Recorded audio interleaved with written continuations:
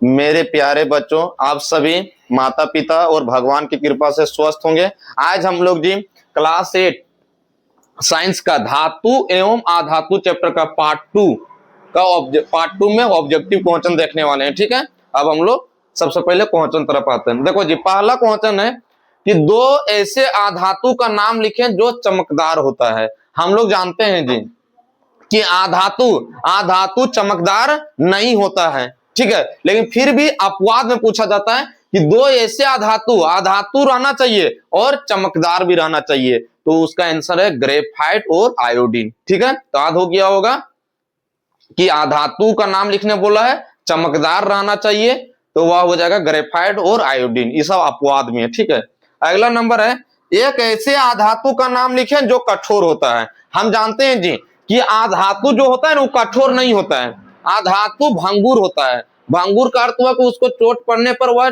चकनाचूर हो जाए, टूट जाएगा। लेकिन यह अपवाद में पूछा गया है कि अधातु भी होना चाहिए और कठोर भी होना चाहिए, तो इसका आंसर होगा जी हीरा, इसका आंसर होगा। ठीक है, अगला नंबर, एक ऐसे अधातु का नाम लिखें जिसमें विद्युत धारा प्रवाहित होती है। देखो जी, ई भी अपवाद में है। हम जानते हैं कि अधातु रहता है ना, उसमें विद्युत धारा प्रवाहित नहीं होता है, वह ऊष्मा और विद्युत का कुचालक होता है। लेकिन फिर भी यहाँ पूछ रहा है कि अधातु रहना चाहिए और विद्युत धारा उसमें प्रवाहित होना चाहिए जी, तो इसका आंसर होगा ग्रेफाइट, इसका आंसर होगा। ठीक है, अगला नंबर, धातुएं ऑक्सीजन के साथ अभिक्रिया करके क्या बनाती हैं?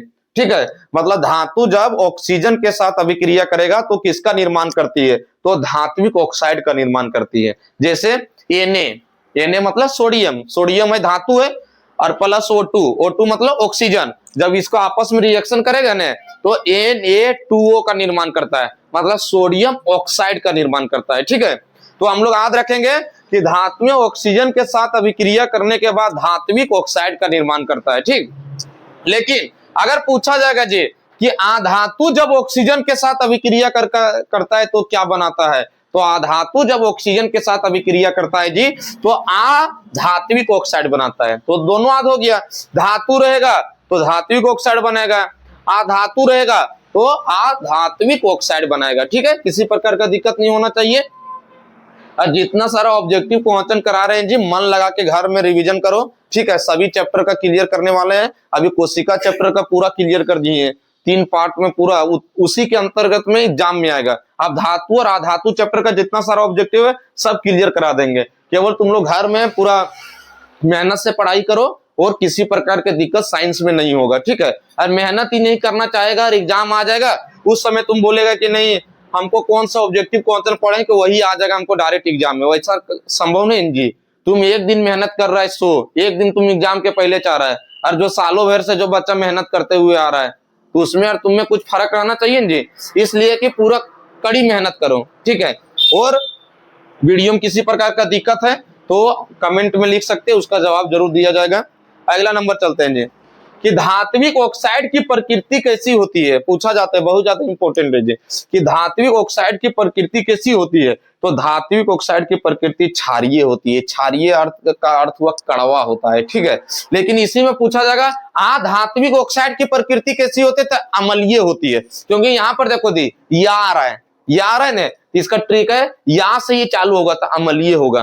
कभी कभी एग्जाम में कंफ्यूजन हो जाता है कि धात्विक ऑक्साइड की प्रकृति अम्लीय थी कि क्षारीय थी, तो याद रखना कि अधातु रहेगा, अधातु में आ से चालू हो रहा है तो इसका या ही आएगा, तो या से अम्लीय होता है। जब इसका तुम जान गया कि धात्विक ऑक्साइड की प्रकृति अम्लीय हो गया तो तुमको धात्विक ऑक्साइड की प्रकृति कंफर्म है कि क्षारीय होगा, किसी प्रकार का दिक्कत नहीं होना चाहिए। अगला नंबर, धातु जब जल के साथ अभिक्रिया करता है तो किसका निर्माण करता है? ठीक है, ये सभी जी रासायनिक है, रासायनिक गुणधर्म में धातु का एग्जाम में आ सकता है। ठीक है, जो यह कठोर होता है, भंगुर होता है, ऊष्मा और विद्युत का सुचालक, कुचालक, ये सब जो हम पढ़ा रहे हैं वह भौतिक कारक है, ये हम लोग का रासायनिक गुणधर्म है। ठीक है, तो याद करना पड़ेगा, धातुएं जब जल के साथ अभिक्रिया करती है जी तो धात्विक ऑक्साइड प्लस हाइड्रोजन गैस का निर्माण करता है। ठीक है, जैसे देखो धातु में हम जानते हैं सोडियम पोटेशियम जल के साथ पूरा तेजी से अभिक्रिया करता है, इसलिए उसे मिट्टी तेल के अंदर डुबोकर रखा जाता है। ठीक है।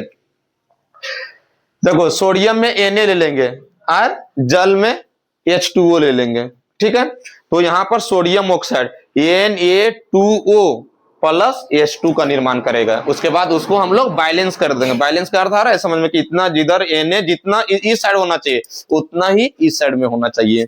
जो यह यहां पर है जी, इसके इस साइड में जितना Na होना चाहिए जस्ट अपोजिट इस साइड में उतना Na होना चाहिए। वो जितना होगा इस साइड उतना ही इस साइड रहना चाहिए। तो तुमको याद रखना है कि धातु जब जल के साथ अभिक्रिया करता है तो धात्विक ऑक्साइड प्लस हाइड्रोजन गैस बनाता है, ठीक है।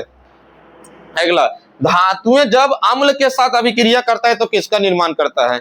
तो धातुएं जब अम्ल के साथ अभिक्रिया करता है जी तो धात्विक लवण प्लस हाइड्रोजन गैस का निर्माण करता है, ठीक है। तो इसका एग्जांपल जैसे धातु में Na ले ले, ठीक है, और अम्ल में HCl ले लेते हैं हम लोग, ठीक है। तो क्या हो जाएगा, यहाँ पर लवण है NaCl बन जाएगा और प्लस हाइड्रोजन गैस बन जाएगा, ठीक है। तो यह 6 जो तुम लोग पार्ट 7 क्वेश्चन पार्ट 2 में बताएं, किसी प्रकार का दिक्कत नहीं होना चाहिए, ठीक है। और अगर वीडियो अच्छा लगे तो लाइक एंड शेयर जरूर करें, कमेंट करना नहीं भूलें और चैनल को सब्सक्राइब जरूर करें। जय हिंद।